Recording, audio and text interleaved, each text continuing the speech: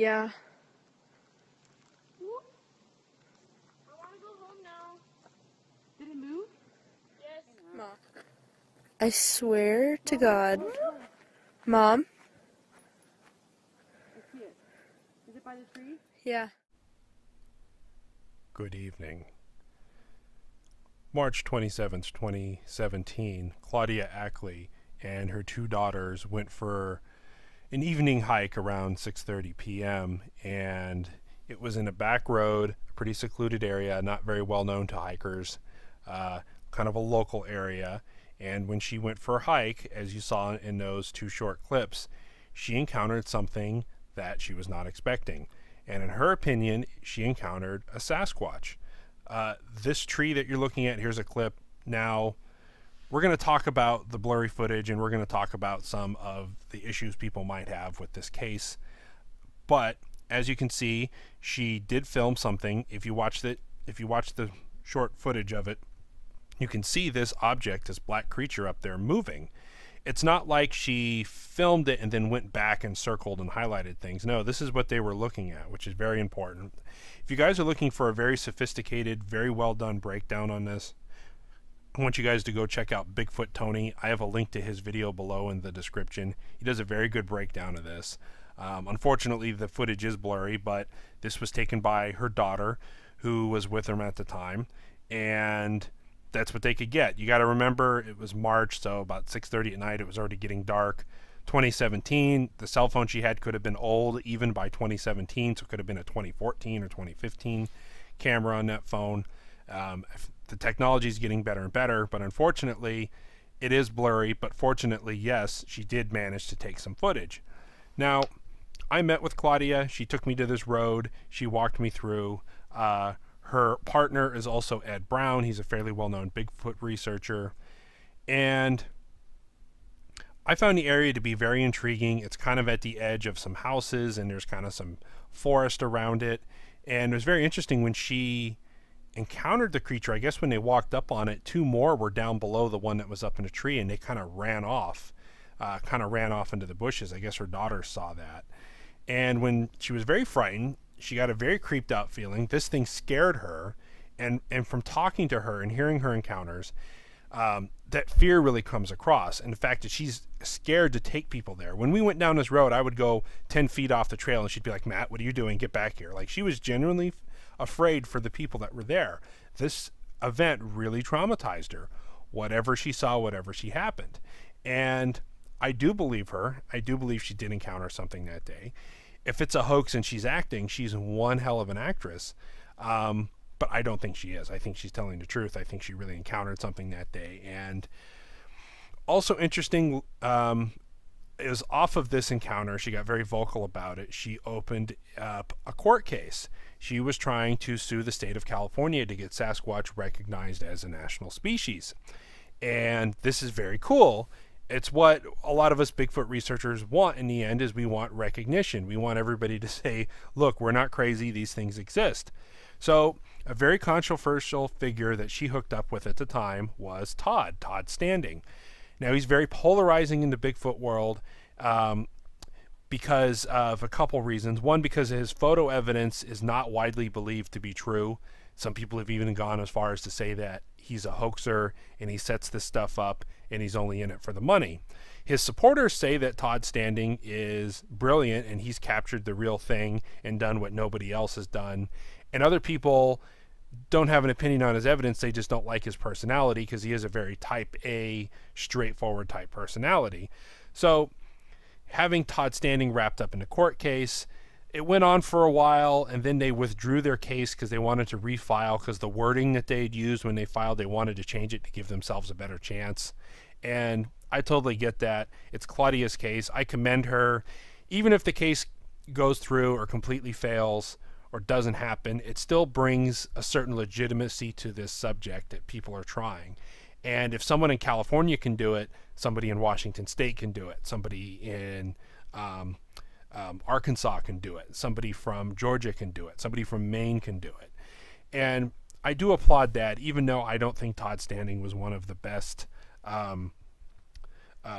choices that she could have made to promote. It made sense in a lot of ways because he is a very well connected person. He does have a good amount of money. He's very well funded, and he does present some of his evidence. Believe it or not, people think I don't like Todd Standing, but I do like some of his evidence. It's just some of his evidence I don't like.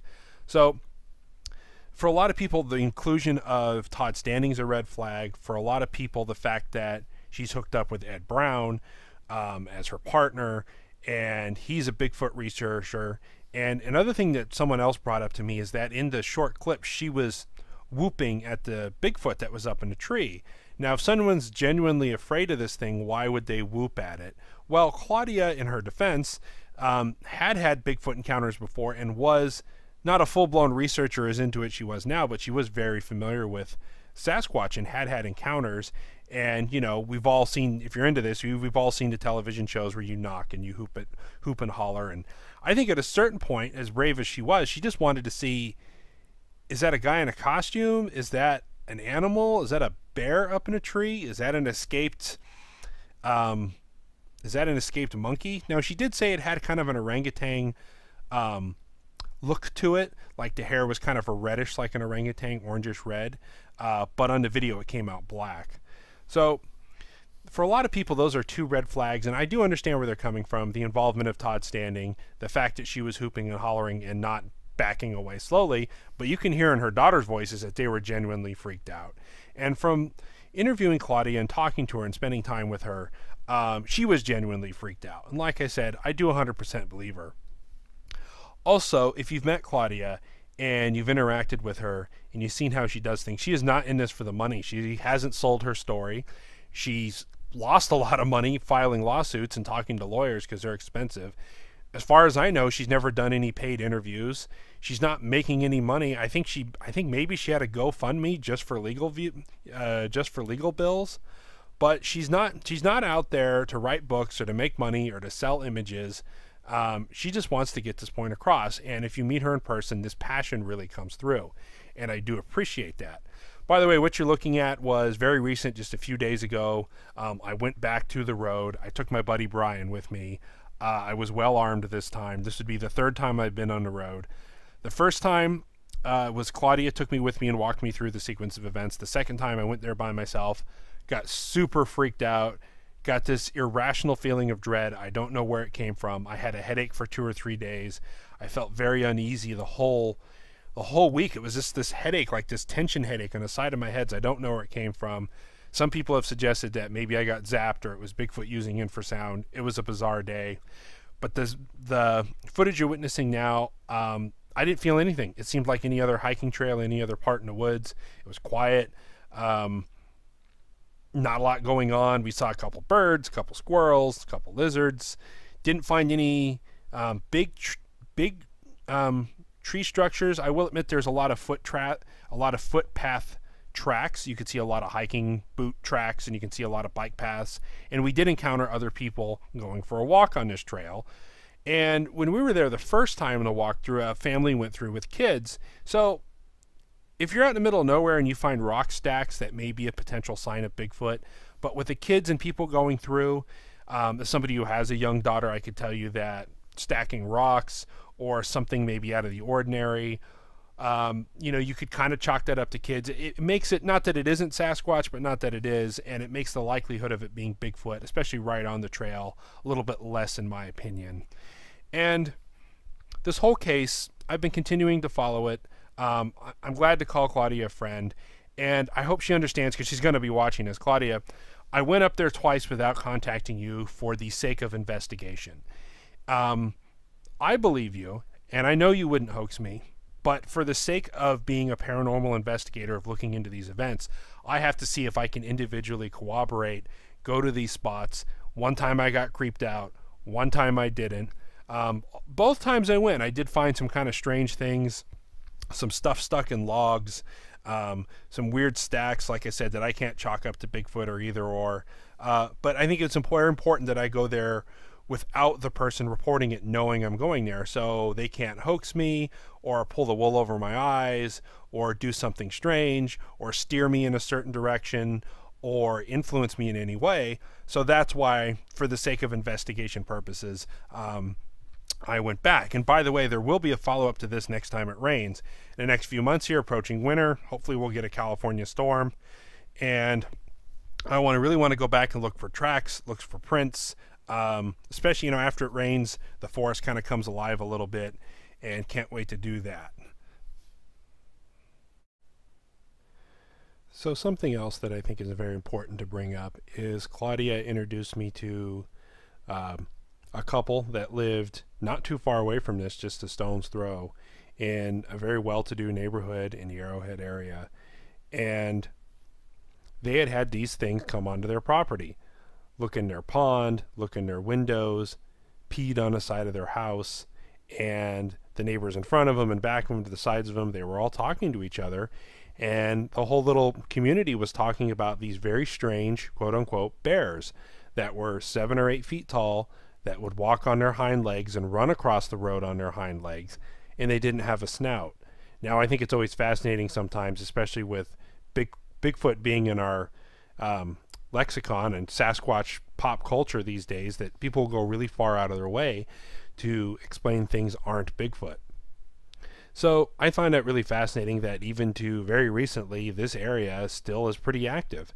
And if you look at the whole Lake Arrowhead, Big Bear, Crestline, mountain range, if you look at that whole area, there's quite a bit of Bigfoot activity.